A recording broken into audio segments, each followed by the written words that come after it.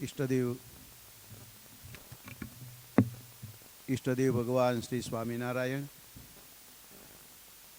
વ્યાસ સ્વરૂપ વક્તા મહોદય શાસ્ત્રી સ્વામી શ્રી હરિપ્રસાદદાસજી, વ્યાખ્યાન માળાના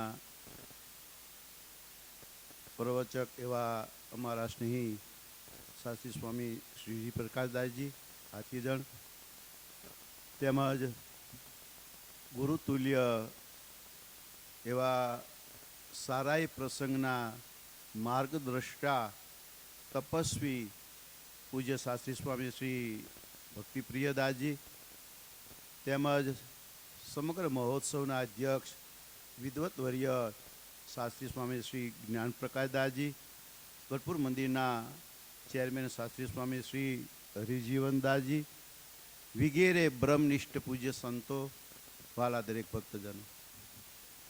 ભક્તજનો, સમય ઘણો થઈ ચૂક્યો છે, વિશેષ સમય નહીં લઉં.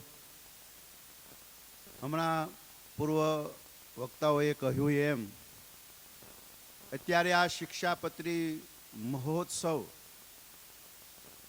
ઘણા બધા મહામંદિરોમાં ઉજવણી થઈ ગઈ છે અને થઈ રહી છે. ભક્તજનો, શિક્ષાપત્રી સ્વામિનારાયણ ભગવાને એટલે લખી છે કે જીવ માત્ર આ લોકમાં જ્યાં સુધી રહે ત્યાં સુધી સુખીઓ રહે, અને આ લોકનો જ્યારે ત્યાગ કરીને જાય ત્યારે પરમ સુખને કહેતા પરમ ધામને પામે, એવા હેતુથી ભગવાન શ્રી હરિએ આ શિક્ષાપત્રીનું લેખન કાર્ય કર્યું છે. પણ ક્યારે એ આપણે પામીએ તો ભગવાન શ્રી હરિની જે આજ્ઞાઓ છે એ આજ્ઞાનું સારે જો વર્તન કરીએ તો ભગવાન આપણી ઉપર રાજી થાય ને પરમ સુખિયા કરે. નાનો એક પ્રસંગ બતાવું. ગઢપુરમાં શ્રીજી મહારાજ વર્ષા ઋતુમાં અક્ષર ઓરડીમાં પોતે પલંગ ઉપર પોઢ્યા હતા. એ સમયે એક ગામના હરિભક્ત ભગવાન શ્રી હરિના દર્શને આવતા હતા, અને બરાબર વર્ષા ઋતુનો સમય એટલે વરસાદ વરસી રહ્યો હતો. ભક્તજનો, એ સમયે દેશી નળિયા અક્ષર ઓરડી ઉપર હતા. એમાંથી એક પવનને કારણે નળિયું આઘું પાછું થયેલું અને વરસાદનો સૂવો થતો, ટીપા પડતા હતા પાણીના. ત્યારે પેલો હરિભક્ત શ્રીજી મહારાજના દર્શને આવેલો અક્ષર ઓરડીમાં ગયા, શ્રીજી મહારાજને દંડવત પ્રણામ કરીને બે હાથ જોડીને મહારાજની આગળ ઊભા રહ્યા. ત્યારે શ્રીજી મહારાજની માથે જ બરાબર વરસાદનો છૂવો થતો હતો. પેલા ભગતને કહ્યું, ભગત એમ કરો ને, આ વરસાદ પડે છે, મારી ઉપર આ પલંગ ઉપર જ વરસાદનો છૂવો થાય છે, તો તમે આ નળિયું સરખું કરી નાખો. ત્યારે પેલા ભગત કે સારું મહારાજ. અક્ષર ઓરડીમાં ચારેય બાજુ દ્રષ્ટિ કરી પણ ક્યાંય ટેબલ ખુરશી જેવું દેખાયું નહીં.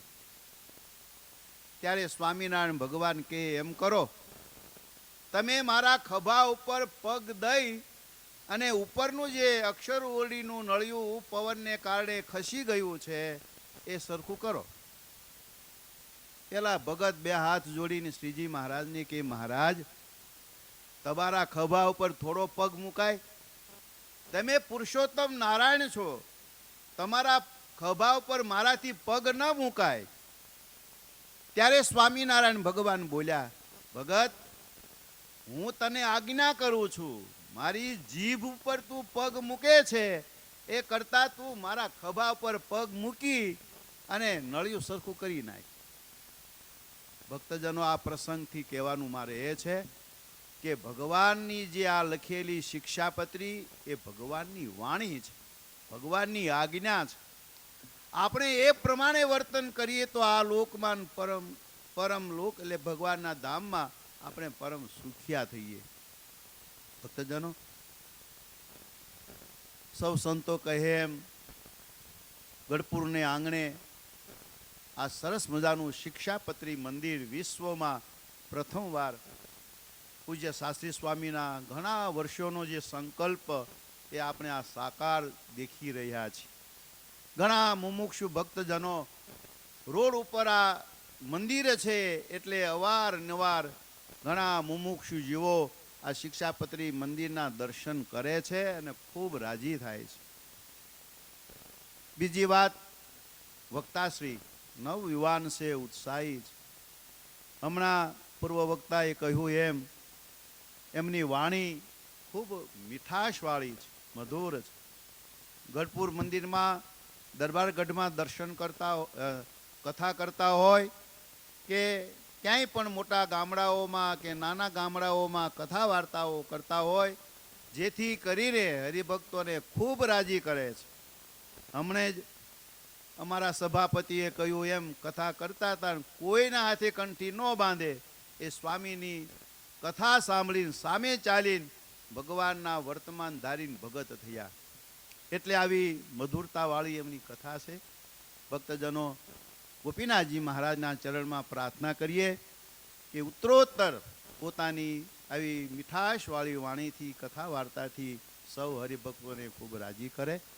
વિશેષ સમય નહીં લેતા મારી સાથે બોટાદથી પધારેલા પરમ પૂજ્ય આનંદ સ્વરૂપ સ્વામી તેમજ અમારા સમગ્ર મંડળ વતી હું શુભેચ્છા પાઠવી મારી વાણીને વિરામ દઈશ.